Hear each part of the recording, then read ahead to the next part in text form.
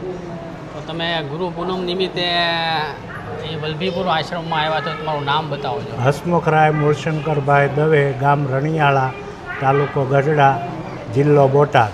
હા. તો તમારો અનુભવ જે હોય બાપુ વચ્ચે. હું છેલ્લા છ મહિનાથી બીમાર હતો, બિલકુલ ચાલી શકતો નહોતો, પણ ગુરુદેવની કૃપાથી અત્યારે ચાલવા માંડ્યો, બાઇક ચલાવવા માંડ્યો.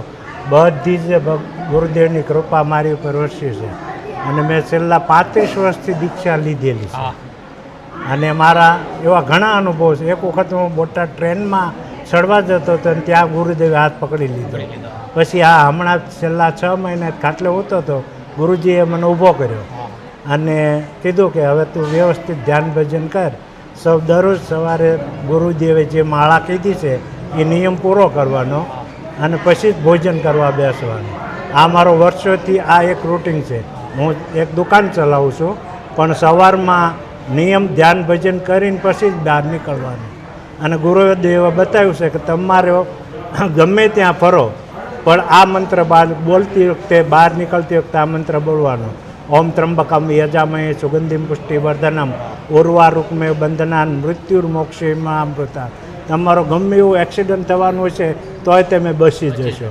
આ શંકર ભગવાનનો ગુપ્ત મંત્ર છે. આ બધાને લોકો આ યાદ કરીને નીકળે તો કોઈ દિવસ એને વાંધો આવે નહીં. એ મોટા મોટી હોનારતમાંથી, દુર્ઘટનામાંથી બચી જાય છે. એવો બાપુએ અમને ઘણી વખત કીધેલું.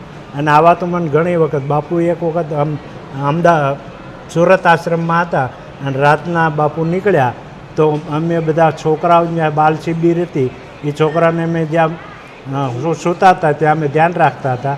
તો બાપુએ પોતે આવીને રાતના બધા છોકરાની ઉપર નજર કરીને જોયું મચ્છર કરતા નથી ને, એને પાગરણ પૂરું છે કે નહીં, એવું બધું બાપુએ અમને માર્ગદર્શન આપ્યું. અને રાતના 12 વાગ્યે અમને ધૂપ કરાવી અને પછી બધા છોકરાઓને મચ્છરથી મુક્ત રહે એટલા માટે, બધાને માટે માતા જેટલા સાચવે એટલા બાપુજી એમને સાચવે. અને એની સાદગી ભર્યું જીવન. હા, બીજું ઘરમાંથી ઘણા મંત્ર દીક્ષા લીધેલી છે. અમે અમારથી મોટા ભાઈ છે એમને બે ભાઈ અમે મંત્ર દીક્ષા લીધી. 1992માં મેં દીક્ષા લીધી. ત્યારથી બધું મને ગુરુદેવ દયાથી બધું સારું છે. હું ઘણી વખત એવા સંકટોમાંથી મુક્ત થયેલો છું ગુરુદેવની કૃપાથી. હરિઓમ.